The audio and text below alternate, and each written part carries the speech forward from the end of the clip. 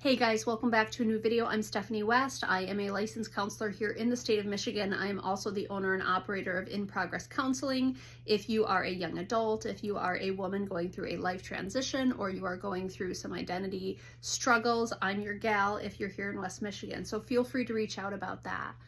Today I want to give you a hiccup in my life, or we could even call it a mistake or a mess up that I really had to live in the consequences of. And I want to talk about patience, persistence, and perseverance. Now, hopefully I can use those alliterative words later. Alliterative words? Yes, it's an alliteration. But here's the thing. Even if I can't recall them, I want to really invite us into understanding sometimes why patience and persistence will have a payoff, but we just have to kind of stay the course. And so I messed up. And not in this catastrophic way, but upon reflection, I realized I really messed up. When I got my puppy, I did not want to crate him because I was going to be gone for kind of a big span of time during the day. So I thought, okay, I'll put him in the bathroom. I will have, potty pads there. I will have food there. He will have toys there. He will be fine. My dog did not like this. Now, you can have whatever accusation you want towards me about being an ignorant dog owner. I was, and that's unfortunately what was true. So in December, January, February, as it went on, he started to develop a trauma response. And so I would go, try to befriend him in the morning and pet him and cuddle him, and he would go hide and he was scared. And it was really, really sad to see, but I understood that something was really amiss here. Now, was me using my bathroom for the dog an issue? Not necessarily. For his temperament and for his expectations and for his age, was it an issue? Absolutely. Did I cause actual harm? Unfortunately, I might have. And so here's kind of the way things developed.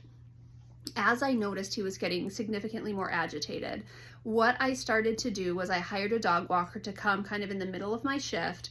And these are two lovely ladies who he is excited to see. They are excited to see him. It's this great infusion of love for about an hour midday. So now instead of being gone for 10 or 11 hours, it's 5 hours, a dog watcher comes or a dog walker comes, and then it's another 5 hours, and then I'm home. And so it's a great solution. So I would have thought that initially when the dog walker showed up, now he's just fine because he can stay out all day. He doesn't have to worry about being in the bathroom. He doesn't have to get, kind of locked away. He still continued to run away from me in the morning and hide and show agitation in spite of the fact that this new system was working. He didn't have accidents in the house. He was well-spirited when I was home. But when I left in the morning, he was highly agitated and he would hide and he would not trust me. He had a right to not trust me because for those first couple months in my ignorance, I wasn't very trustworthy. I wasn't attuned to his needs, and he had kind of an intense response to that. Even when I brought in the solution of dog walkers, it took, I'm literal here, to the tune of 6 months. And it's only over the last couple weeks that he's willing to come to me in the morning when I'm getting ready for work, and I can pick him up and we can cuddle and I can put him down.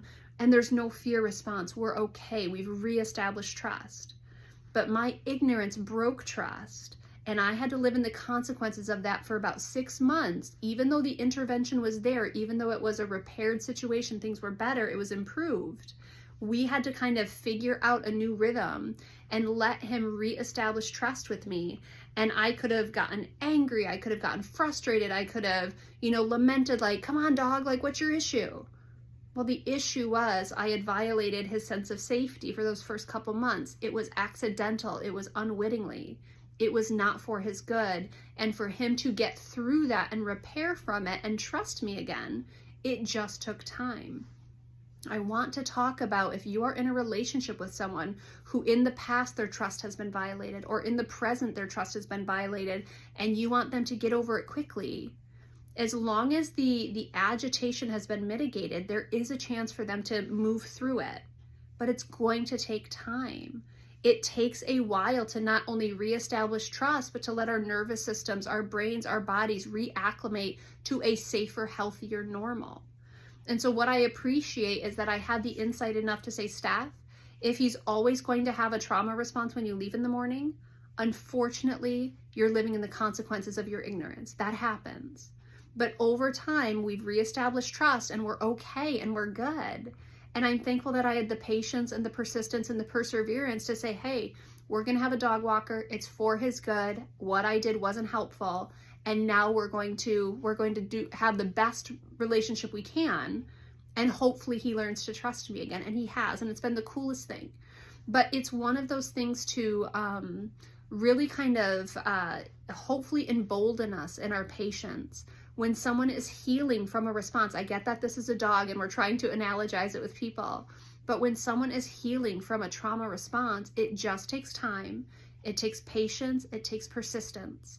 And if we're willing to give things enough time and space, often they'll resolve.